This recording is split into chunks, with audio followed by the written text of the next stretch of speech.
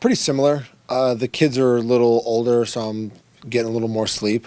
Uh, if there was one major difference, but it's pretty similar. I've been locked into a pretty good off-season routine the last couple of years. Helped me be pretty durable. I feel like.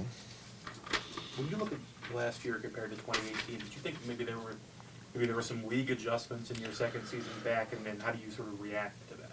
Yeah, kind of an up and down year is a little frustrating at times. There's definitely a push and pull as far as hitters getting used to you, and then the game of cat and mouse and the adjustments. I took a long look at some stuff, and there were some differences in a few things that I can work on and try to get back to that 2018 form. So that's what I'm working on going into spring. That's mechanical stuff, I'm guessing. A little bit, mechanical stuff, pitch shape, usage, locations, things like that. Things that I can be a little bit sharper with. And after having a pretty good season and then, a not so good season, it's now easy to look at, compare those numbers and say, okay, this works, this doesn't. So kind of, stick with my strengths and, kind of throwing everything at a wall at this point. But now I know it sticks. So. When you say you took a deep look, where'd you go to find this? Is that the analytics from the team? Yeah, a lot of analytics, a little bit of video, but just the shapes of things and what shape of what certain pitches kind of works better, and what's more effective. Did you get that all in the organization, or did you go to one of these labs or anything? No, the Cardinals are great with getting us all the information that we need. Did you change anything from 2018 to 19 that might have been, or was it more of a league adjustment then? I think more of a league adjustment. I know my slider was a little bit less effective. I think I shaped it a little too much like a slider. In 2018, it was a little shorter. Some people called it a cutter sometimes. And I think that's actually a more effective shape of that pitch, working off my other pitches. Could that potentially have been a baseball issue? And we hear guys with sliders talk about maybe the way the ball felt for them last year. Did you see that? I don't think so. I had a concerted effort at one point to make my slider more like a slider, and I think was just, I kind of shot myself in the foot there, and made a pitch that was pretty effective, much less so. Do you look at your numbers and have expectations for what you want your season to look like, or is it more of the process of the things that you've talked about needing to work on, just making sure those things are in flux and then the numbers will come? A little bit of both. I mean, I don't necessarily set, numeric goals for myself. I want to win every game, and I never want to give up any runs or any hits, and I'd like to strike out everyone. But if I set those goals for myself, that would be a little ridiculous. So just, game to game, pitch to pitch, I want to make a good pitch. I want to get guys out. I want to win ball games.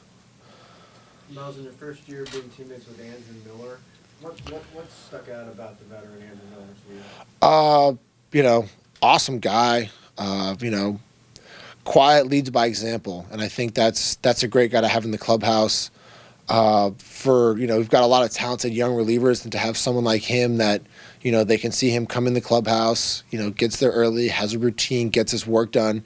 They can look at that and say, wow, that guy's got a routine. Look how long he's been here. Look at the kind of stuff he has. Maybe I should have a routine like that for myself. So I think he's an incredible guy to have on the team.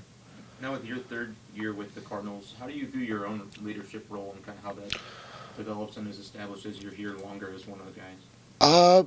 I think it's nice. I mean, I guess, having a little more tenure with the Cardinals and, father of three, I almost start to transform into the dad mode, which is fun, and I enjoy it.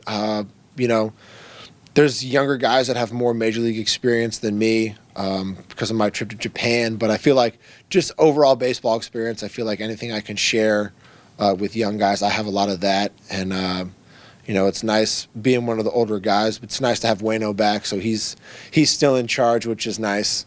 To always have him to turn to, for me and the younger guys. What do you think it means to have such continuity with the road? It's got to be odd that the team brings every starter back. Well, we had a pretty good rotation, so I think it makes a lot of sense. And when you look at how successful we were, even with guys having up and down years. Everyone had like an okay first half, and then Flaherty took it to another level his second half. I know Wayno and myself, I think our numbers were better in the second half. You got guys trending up. There's no reason to, bat an eye at that. If you're trending up, you expect it to carry over into the next season. And you've got young guys and a lot of talent. Does that help also maybe with, I don't know, did Carpenter talk about the team within a team, but Mhm. sort of the chemistry of a rotation? Yeah.